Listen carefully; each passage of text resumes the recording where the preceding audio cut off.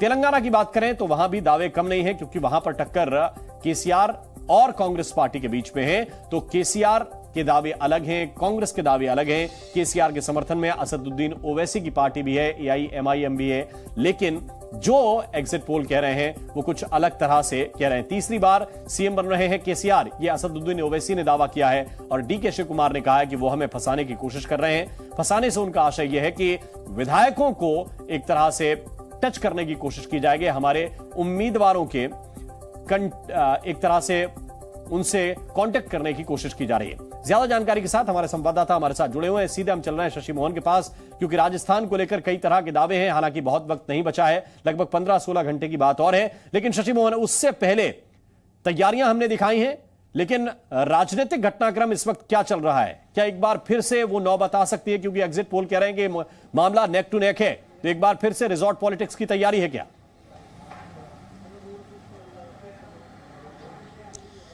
बिल्कुल सही कहा आपने। 8 में से 6 एग्जिट पोल बीजेपी को बढ़त मिलते हुए बता रहे हैं, जबकि 2 एग्जिट पोल कांग्रेस को बढ़त बता रहे हैं। हालांकि आपने देखा कि जब एग्जिट पोल आ रहे थे तो कुछ ट्रेंड्स ऐसे दिखा रहे थे कि हो सकता है कि किसी को भी पूर्ण बहुमत ना मिले।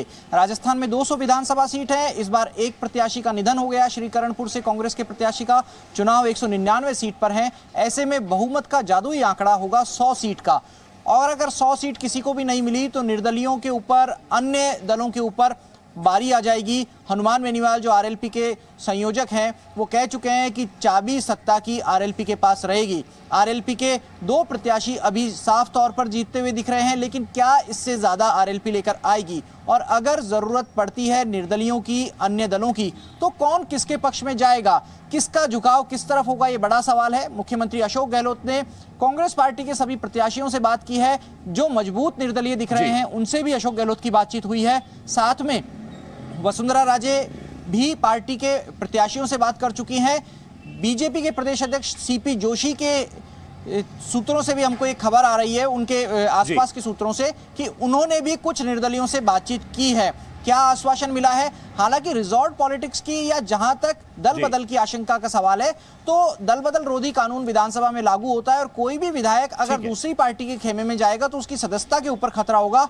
लगता नहीं है कि पार्टी का कोई विधायक ये रिस्क लेगा। बिल्कुल शशि मोहन, आप हमारे साथ ही रहिए। हम प्रमोद के पास चल रहे हैं, क्योंकि प्रमोद, अगर दिग्विजय सिंह ये बात कह रहे हैं कि हमारे खेमे में अब कोई गद्दार नहीं है, तो क्या उन्हें एक बार फिर से वो चीज समझ में आ रही है? क्योंकि एग्जिट पोल ये भी बता रहे हैं कि बीजेपी को भी बहुमत मिल सकता है, कुछ एग्जिट पोल कह रहे हैं कांग्रेस को भी बहुमत मिल सकता है। इस स्थिति में क्या कांग्रेस पुरानी गलतियों से सबक लेगी? देखिए, एग्जैक्टली ली है कांग्रेस पार्टी ने अपनी पुरानी गलतियों से सीख, और इसीलिए कांग्रेस पार्टी के तमाम जो दिग्गज नेता हैं उन्होंने अपने सभी प्रत्याशियों को फोन घुमा दिया है और कह दिया है कि जैसे ही कल 5 बजेंगे आप भोपाल आ जाइए, और इसके बाद क्या होगा वो अपडेट के जरिए हम अपने दर्शकों तक पहुंचाएंगे। लेकिन कांग्रेस पार्टी चिंतित है, क्योंकि एमपी में उनके अस्तित्व की लड़ाई है। 15 सालों बाद काम बन गया था 2018 में, लेकिन उनके अपने रूठ गए, टूट गए, और इतने बड़े पैमाने पर छोड़ कर गए कि आज वो फिर से सत्ता में आने के लिए जद्दोजहद कर रहे हैं। एमपी में इस बार बीजेपी ने अपनी रणनीति बदल दी है। तो क्या 18 में जो मुंह की खानी पड़ी थी 23 में वो नहीं खानी पड़ेगी? ये नतीजे कल आने वाले बताएंगे। देखिए, 9 अक्टूबर को इलेक्शन कमीशन ने जिस चुनावी संकनात की मध्य प्रदेश में ऐलान किया था, अब उसका जो समापन है वो कल होने वाला है। और जनता ने जो छोटी सी बात बता दीजिए, क्या चार्टर्ड बुक किया गया है? क्या कोई चार्टर्ड प्लेन बुक किया गया है? देखिए, अब एकदम आधिकारिक तौर पर तो नहीं, लेकिन कई जगह रिजॉर्ट बुक हुए, सभी को संपर्क कर लिया गया है। जो लोग नाराज होकर निर्दलीय या दूसरी पार्टियों से चुनाव लड़ गए थे, जो जीत सकते हैं, उनको ऑप्शन के तौर पर बीजेपी और कांग्रेस पार्टी नब्ज टटोलती नजर आ रही है, बातचीत कर रहे हैं। और मेरी कुछ देर पहले कैलाश विजयवर्गीय के सामने कांग्रेस पार्टी के जो प्रत्याशी है संजय शुक्ला, सिटिंग एमएलए, उनसे बातचीत हुई थी, तो उन्होंने कहा कि हमारे कई साथियों को फोन लगाए गए, बीजेपी हार रही है एमपी में, इसलिए दूसरे लोगों से संपर्क कर रही है। तो मिलाकर संपर्क वाली सियासत है वो चल रही है। ठीक है, अब मैं चलता हूं रुपेश गुप्ता के पास, छत्तीसगढ़, क्योंकि वहां पे कम से कम ये वाली स्थिति तो नहीं दिख रही है। हो सकता है कि इधर घूम जाए। रमन सिंह कह रहे हैं कि हम भी 50-52 सीट लेकर आ रहे हैं, लेकिन इस वक्त रुपेश वहां पर किस बात को लेकर चर्चा ज्यादा चल रही है? अगले 15-16 घंटे किस बात के कयास हैं? देखिए, इंतजार किया जा रहा है कि कल 8 बजे से जैसे ही काउंटिंग शुरू होगी उसके बाद किस तरफ के नतीजे आते हैं, क्योंकि कांग्रेस और बीजेपी दोनों के अपने अपने दावे हैं। कांग्रेस 60 से नीचे उतरने को अपने दावे में तैयार नहीं है और Bharatiya Janata party exit poll के तमाम आंकड़ों के बावजूद ये मान के चल रही है कि उसकी पार्टी सत्ता में फिर से आ रही है। चूंकि डॉक्टर रमन सिंह 3 बार के मुख्यमंत्री रहे हैं, माइक्रो मैनेजमेंट में वो उस्ताद रहे हैं, तो भारतीय जनता पार्टी को उम्मीद है कि माइक्रो मैनेजमेंट के जरिए वो जादुई आंकड़ा हासिल कर लेंगे। कांग्रेस को ये भरोसा है कि जो किसानों के लिए उन्होंने किया है 5 साल में, जो डायरेक्ट बेनिफिट करीब 2.25 लाख करोड़ के पहुंचाए हैं, उसका नतीजा निकलेगा और ग्राउंड में कांग्रेस को बड़ी जीत मिलेगी, जिसके सहारे वो 60 का आंकड़े को टच करेगी। जब मुख्यमंत्री भूपेश बघेल से इस बारे में बातचीत की गई थी तो भूपेश बघेल ने कहा था कि 75 सीट का जो हमारा नारा है वो नारा चरितार्थ होगा। लेकिन दूसरी तरफ कांग्रेस प्लान बी पर भी काम कर रही है। कुमारी शैलजा पहुंच चुकी हैं, कल रात उन्होंने मीटिंग ली, सबको क्रिकेट मैच देखने जाना था लेकिन क्रिकेट मैच नहीं देखे। सब बैठ करके सबने चर्चा की कि चुनाव परिणाम के बाद क्या हालात हैं,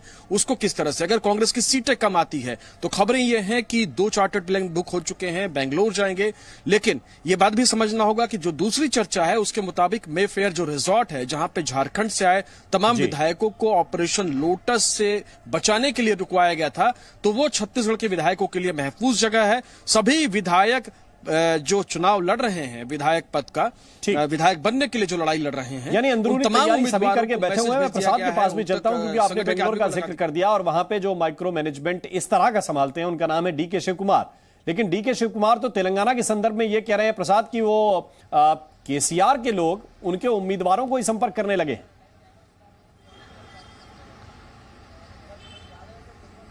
बिल्कुल, जिस प्रकार से डीके शिव कुमार और कांग्रेस पार्टी काफ़ी जो है देख रही है किस प्रकार से यहाँ पर स्थिति उभर रही है, क्योंकि पिछले 2 बार अगर 2018 की बात करें तो 12 से भी ज़्यादा कांग्रेस के जो चुनकर विधायक आए थे उनको जो है केसीआर ने ले लिया था, कई लोगों को मंत्रिमंडल में भी ले लिया था। तो कल की जो स्थिति होगी, ज़रूर अगर किसी को स्पष्ट बहुमत मिलता है तब बात बनेगी, लेकिन अगर मामला फंसता है तो दोनों ही पार्टियां, मैं आपको बता दूं, कांग्रेस भी तैयार है, वहीं भारत राष्ट्र समिति भी तैयार है। हालांकि दफ्तरों में या उनके घरों में काम नहीं चल रहा है, इस वक्त अलग अलग जगहों पर स्ट्रैटेजीज बनाई जा रही है। और कल अगर कांग्रेस की बात करें तो जितने भी विनिंग कैंडिडेट्स हैं, जो भी जीतेंगे, उनको इकट्ठा किया जाएगा शाम के बाद, और ये भी प्लान है हैदराबाद के एक होटल में फिलहाल लगाया जाएगा। वहीं दूसरी तरफ भारत राष्ट्र समिति भी सभी अपने विधायकों को जो भी जीतेंगे वो हैदराबाद बुलाने का वो प्लान कर रही है। बिल्कुल, बहुत बहुत शुक्रिया, बहुत बहुत धन्यवाद प्रसाद आपका, और आप तीनों का भी बहुत बहुत शुक्रिया हमारे साथ जुड़ने के लिए।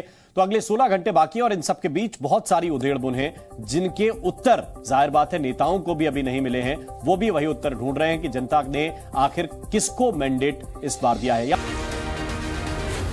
Zee News।